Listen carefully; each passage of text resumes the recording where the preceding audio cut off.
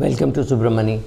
I have been doing a few videos on quant mutual funds. Should you have two flexi cap funds and should you have those kind of things? Is it advisory? The answer is yes, broadly it is advisory, but the thing is it is not very specific advisory. So people come to my blog or come to my video YouTube channel and say, will you do a portfolio review? There is a reason why I can't do a portfolio review. First of all, legally, to do a portfolio review, you have to be registered as an RIA. I am not registered as a registered investment advisor, that is RIA, nor do I have any intentions of doing that. So professionally, do I want to do that? The answer is no. Do I want to manage money professionally for anybody else? The answer is no. If I already know somebody for 10 years, 20 years, picking up the phone and saying do this, do that, let us reallocate is very different from somebody whom I just don't know. If I know you only electronically, do I want to do it? No, I've had bad experience, so I have no intentions of doing that. What has been my bad experience? People whom I do not know, who say something and do something else. They say that they have money for the long term, they do invest, and when there is some trouble, they want to withdraw. So I will not, unless I know you well enough, and I don't know you well enough if I have just known you electronically through one email. So I can't do it legally. I can't even do it. Earlier, before the RIA regulations were in place, I could have done it, but today with the RIA regulations in place, I can't even think of doing it. First thing is that. Second, I need much more data than just your name, age and goals for me to handle your portfolio.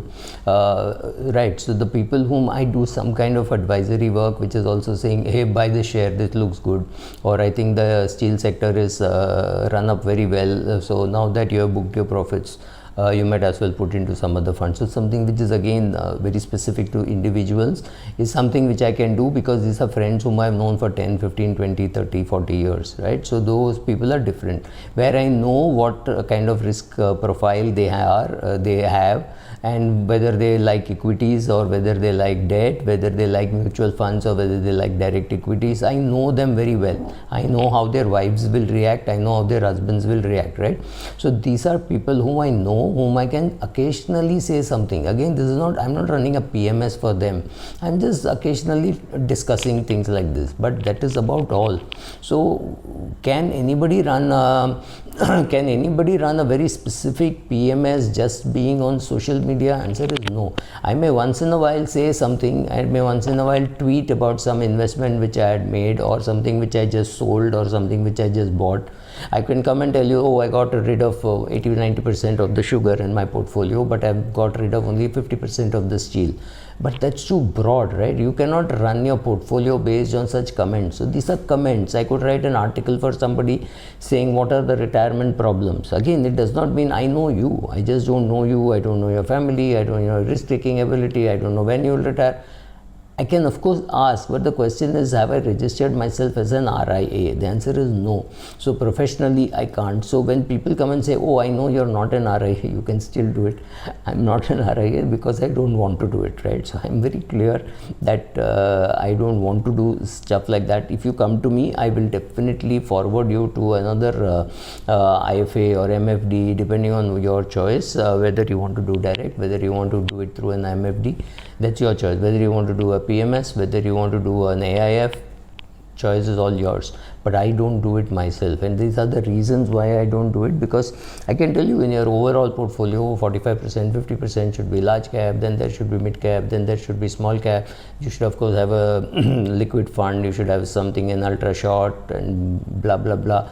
But this is broad and generic. It's like saying peanuts are very good because peanut gives you energy, it has got protein, etc, etc.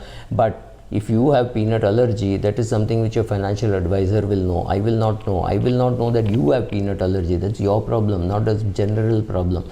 If for everybody else, peanut butter may be a good thing, or even the chicky may be a good thing. But if you have peanut allergy, or if your children have peanut allergy, or even if one child has peanut allergy so bad that peanuts can't come into even your neighbor's house, then you have to react to it differently. So I'm very broad and saying overarching, saying this can happen, that can happen, the US markets can go up, US markets can come down. That's not enough to run a portfolio. To run your portfolio, you have to know yourself.